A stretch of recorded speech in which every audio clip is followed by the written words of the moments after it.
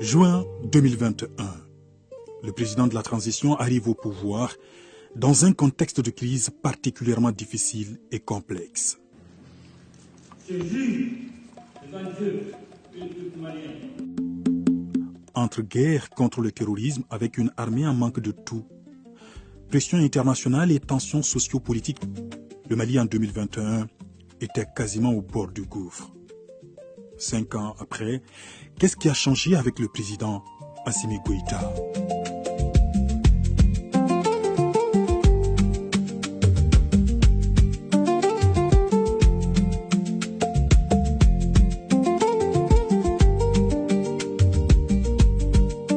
Le chef de l'État commence par consulter d'abord ses compatriotes à la faveur des Assises nationales de la refondation, ANR, qui lui serviront de boussole. Et tout part de là. 5 ans après, que d'actions posées et que de chantiers en cours conformément aux aspirations du peuple malien.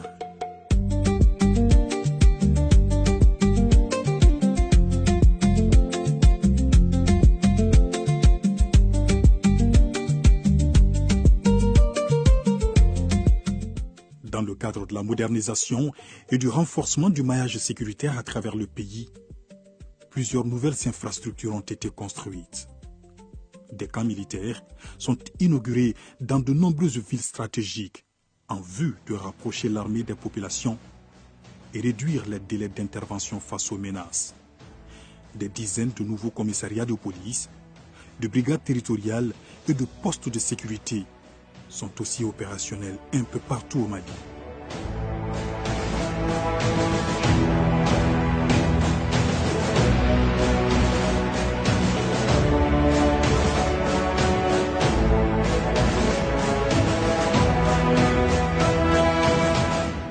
Parallèlement, le président de la transition modernise et renforce les capacités opérationnelles des forces de défense et de sécurité avec des équipements de pointe. Dans l'arsenal actuel, on note une flotte aérienne tactique, notamment des avions de chasse, des hélicoptères d'attaque, des drones. À cela s'ajoutent des véhicules blindés de combat, des armes et autres équipements de protection pour les hommes.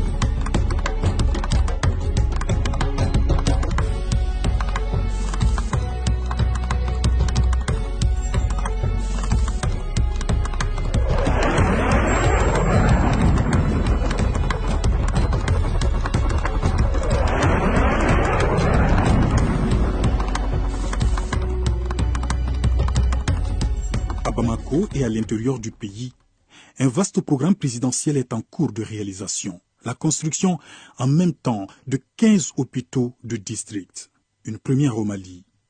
Le président Goïta transforme ainsi des centres de santé de référence existants avec un plateau technique de dernière génération.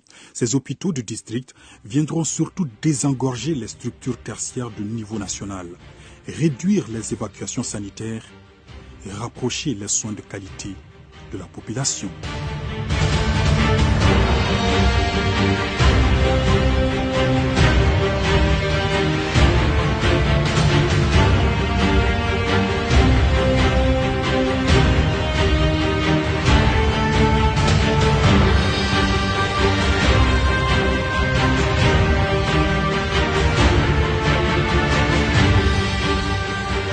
Autre projet présidentiel majeur, l'hôpital militaire de Banankoro.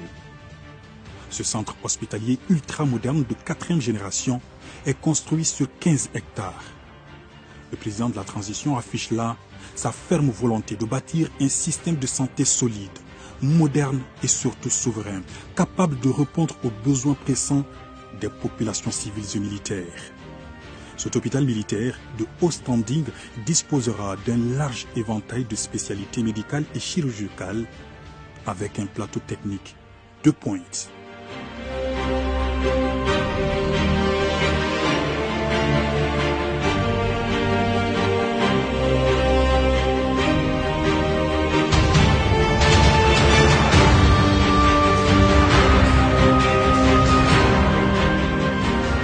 hauteur de Kati, se dresse majestueusement à perte de vue un millier de logements destinés aux militaires.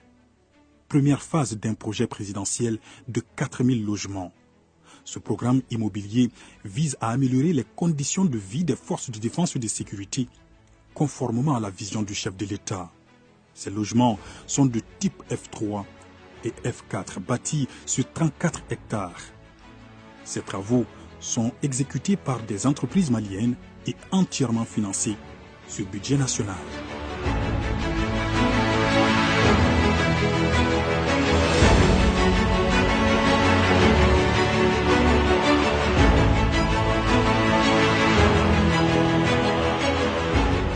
Non loin de là, sort de terre un autre immense chantier, les mémorials des militaires tombés pour la patrie. Ce complexe mémoriel et culturel est bâti sur plus de 10 hectares. Il comprend un monument principal appelé le Mirador, des stèles où seront immortalisés les noms des militaires tombés au combat et le musée des armées pour retracer l'histoire militaire du Mali.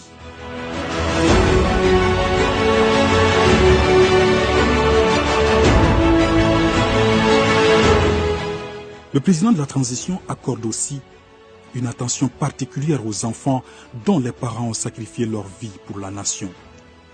Il leur offre ici, ce 7 juin 2026, la Maison des Pupilles. Cet édifice moderne est un cadre idéal d'épanouissement, d'hébergement et d'éducation pour les pupilles. Les installations prévues comprennent notamment un bloc administratif et une infirmerie, une bibliothèque et une médiathèque, des bâtiments d'hébergement, des espaces de loisirs et des terrains de sport.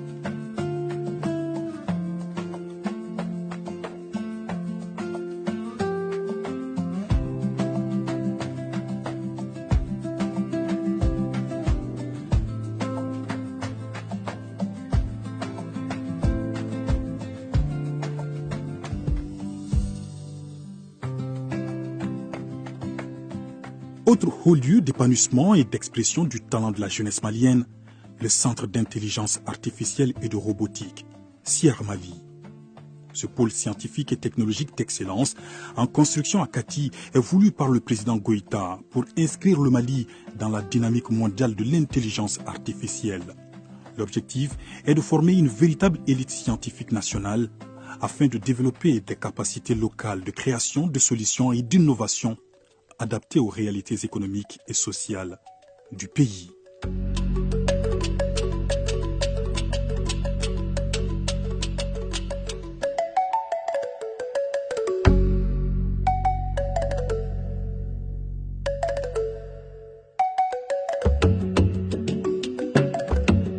Partons à la découverte de cette autre infrastructure majeure en construction, l'université de Sikasso.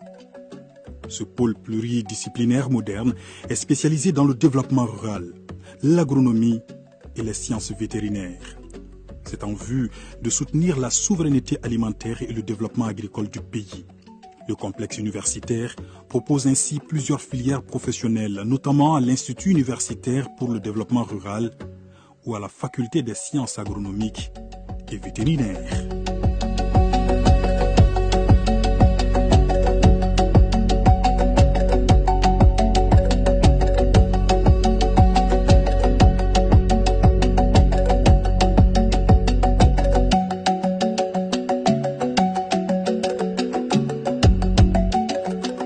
À travers le pays, le chef de l'État rénove et construit également des centres de formation professionnelle.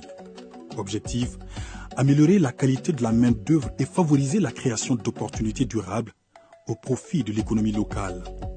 Ces centres offrent ainsi aux jeunes et aux femmes des formations qualifiantes adaptées aux besoins du marché de l'emploi.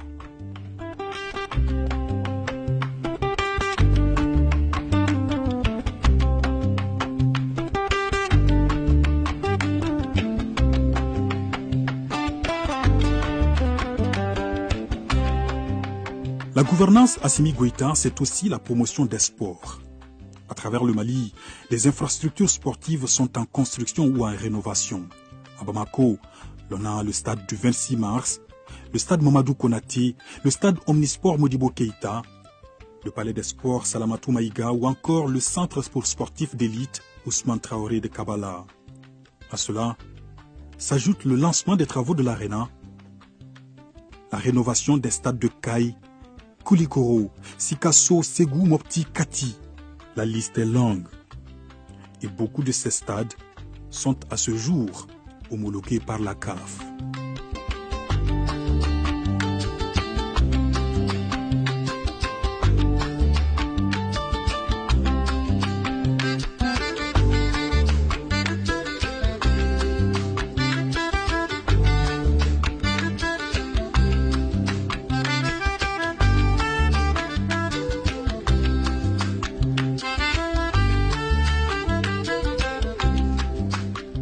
Et nous voici sur un autre chantier stratégique, les travaux d'aménagement de l'axe Bamako-Kouloubakati, un projet d'envergure qui prévoit l'aménagement de ce tronçon en 2 fois 2 voies.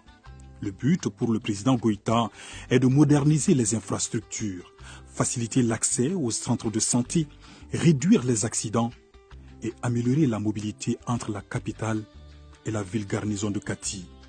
Même objectif avec l'élargissement de la route nationale numéro 27, reliant Bamako à Koulikoro. In fine, il s'agira de répondre à l'évolution du trafic estimé à 57 000 véhicules par jour d'ici 2043.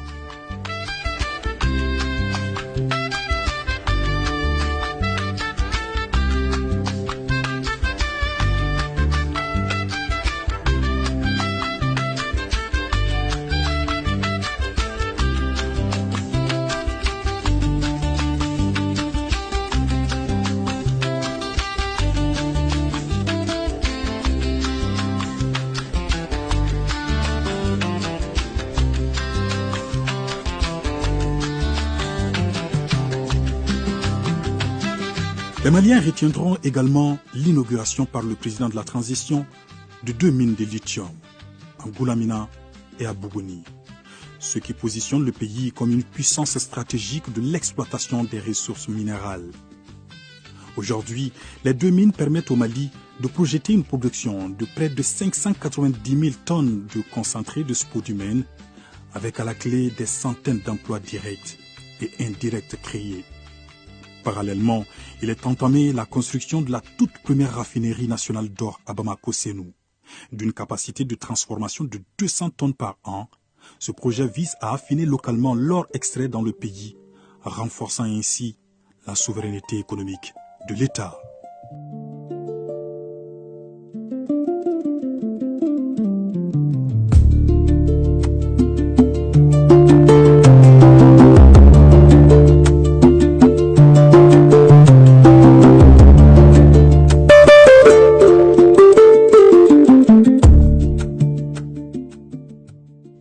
À ces nombreuses infrastructures s'ajoutent les œuvres sociales du président de la transition, visant à redistribuer les 2 tiers de son fonds de souveraineté vers des actions humanitaires et de développement pour les populations vulnérables.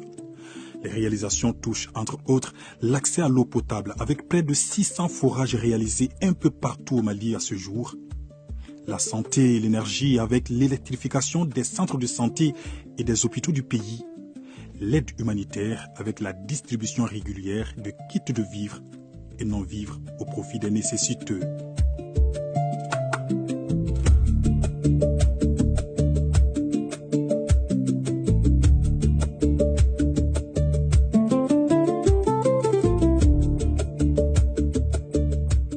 La transition en 5 ans, ce sont aussi des réformes politiques et institutionnelles majeures, conformément à la vision du président de la transition et aux aspirations du peuple malien. Ainsi, depuis juillet 2023, le Mali dispose d'une nouvelle constitution, marquant l'avènement de la 4e République. Le pays s'est doté également d'un nouveau code pénal et code de procédure pénale. Comme innovation majeure, ce nouveau corpus juridique introduit des peines les plus sévères pour de nombreuses infractions, criminalise formellement l'homosexualité et durcir la répression des atteintes à la sécurité nationale et économique. Autre document majeur adopté sous la transition, le code minier et le contenu local. Le texte est instauré pour renforcer la souveraineté économique nationale, accroître les recettes de l'État et garantir une meilleure redistribution des richesses issues des ressources naturelles. De plus, le pays s'est doté d'un cadastre minier entièrement numérisé pour sécuriser les titres et garantir la souveraineté de l'État sur ses ressources. Autre acquis important, le pacte de stabilité sociale et de croissance. Cet accord entre le gouvernement, le patronat et les organisations syndicales a permis d'instaurer un climat social apaisé. Il repose notamment sur le dialogue permanent, des avancées salariales avec la rehausse de la valeur indiciaire des fonctionnaires ou encore la révision de textes fondamentaux comme le statut général des fonctionnaires. Par ailleurs, les concours et examens sont organisés actuellement en toute transparence. L'un des acquis de la transition est aussi la Charte nationale pour la paix et la réconciliation. L'objectif est la restauration de la paix, le renforcement de la sécurité, le raffermissement de la cohésion sociale et la consolidation du vivre ensemble à travers la réconciliation nationale. Le Mali sous la transition, c'est également une nouvelle architecture administrative. La nouvelle carte du pays présente désormais 19 régions, un district, 159 cercles, 466 arrondissements et 815 communes. En ce qui concerne la vision politique actuelle du pays, 3 principes guident désormais l'ensemble de ses relations internationales et sa gouvernance intérieure. Ces orientations sont le respect de la souveraineté du pays, le respect des choix stratégiques et des choix des partenaires opérés par le Mali, la défense des intérêts vitaux du peuple malien dans toutes les décisions prises. La politique extérieure du Mali, c'est aussi la création de l'AES. La Confédération des États du Sahel s'est imposée aujourd'hui dans l'architecture géopolitique régionale en redessinant l'équilibre sécuritaire, diplomatique et économique. Durant la présidence malienne de l'AES, la Confédération s'est dotée d'une force unifiée forte de 5000 hommes, d'une radio et d'une télévision, d'une banque d'investissement, d'un passeport AES ou encore d'autres symboles comme le drapeau, la devise et un hymne. Hommage au peuple du Sahel, héritier des grands empires, porteur d'un temps nouveau qui annonce liberté et progrès. 5 ans de gouvernance du général Assimi Goïta à la tête du Mali, que d'acquis, que de défis et que de perspectives. D'où la vision Mali Kouraniata Siraka Bensan Bafla Anibiworoni Sabama. Un plan stratégique de développement sur 40 ans visant à transformer le Mali en une nation émergente, souveraine et résiliente.